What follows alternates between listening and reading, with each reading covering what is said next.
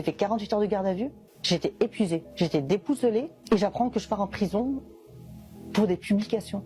La policière qui m'a accompagnée à la maison d'arrêt de Nice, elle a été choquée. Les faits qui me sont reprochés sont apologie de terrorisme, incitation à la haine, crime contre l'humanité. Waouh!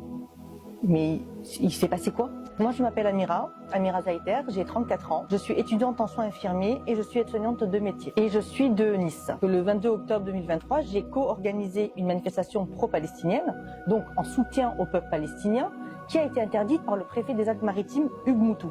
De cette interdiction-là, que j'ai relayée à travers les réseaux sociaux, les manifestants se sont quand même rendus sur la place Masséna pour revendiquer en fait leur soutien au peuple palestinien.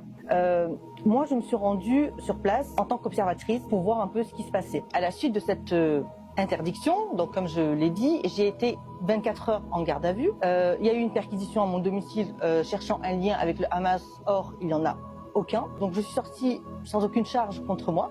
Entre-temps, moi j'ai repris mon cours. Moi, comme je vous l'ai dit, je suis étudiante en soins infirmiers. Je suis aussi maman d'une petite fille de 12 ans. Et il s'est passé que fin mai, il y a eu les attaques à Rafah. Des attaques, mais plus que meurtrières. Et dans la frustration de ne pas pouvoir agir, parce qu'on est quand même à des kilomètres, surtout qu'à Nice, parler de la Palestine, j'ai l'impression que c'est tabou, c'est interdit.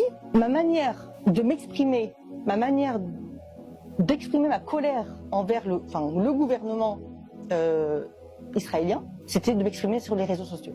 Et en fait, ce qu'il faut savoir, c'est que en septembre, donc le 17 septembre exactement, on sonne à ma porte. 5 policiers se présentent à mon domicile à 6 heures du matin et ils m'expliquent que je suis en garde à vue. Donc on me reproche mes publications, le fait d'avoir relayé des publications sur Twitter, le fait de m'être exprimé en fait, de dénoncer ce génocide, de dénoncer la colonisation et de dénoncer la présence d'un soldat franco-israélien là-bas.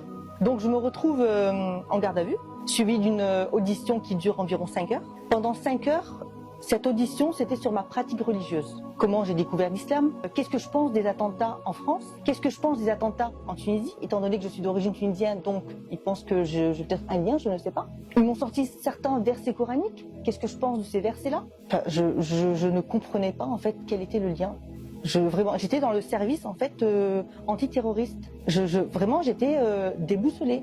Je ne comprenais pas. Et ça a duré seulement 1 heure où je devais m'expliquer sur les différents tweets qu'on me reproche. Alors que moi, si je suis en garde à vue, c'est par rapport aux tweets. D'après la procureure, sur le moment, les faits sont graves. Je me retrouve à faire 48 heures de garde à vue, déféré au tribunal en comparution immédiate. Sauf que j'arrive devant le juge, je me retrouve en face des associations qui luttent contre l'antisémitisme, voilà, le CRIF, la LICRA. Et j'apprends sur le moment qu'il y a également 6 soldats franco-israéliens qui déposent plainte contre moi parce que j'ai dénoncé sa présence. Alors qu'il revendique sa présence sur Twitter de ses actions, ce qu'il fait là-bas. Donc moi, j'explique au juge que je souhaite repousser mon audience pour que je puisse mieux la préparer, pour que je puisse préparer ma défense avec mes avocats. Sauf que le juge décide de me mettre en prison pendant 1 mois en attendant mon jugement.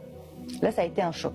Je me suis effondrée. Moi, je pensais sur le moment à ma fille et à mes études. C'était mes priorités. Enfin, comment je vais faire? Ma fille, elle va aller où? Donc je me retrouve en prison, dans une cellule avec 4 femmes. Il y en a une qui a tué sa grand-mère, l'autre elle a tué son père. Il y a des trafics de drogue aussi. Donc j'ai envie de vous dire des vrais délits quoi, qui nécessitent d'être enfermés. Sachant ce qu'il faut savoir, c'est que moi j'ai un casier judiciaire vierge, je suis étudiante, je suis maman, j'ai un logement, donc j'avais en fait les éléments nécessaires qui pouvaient justifier que je pouvais être mise en liberté en attendant mon jugement. Ben non en fait. Avec mes avocats, on a fait 2 demandes de mise en liberté qui ont été refusées. Quand j'ai consulté mon dossier, là j'ai compris.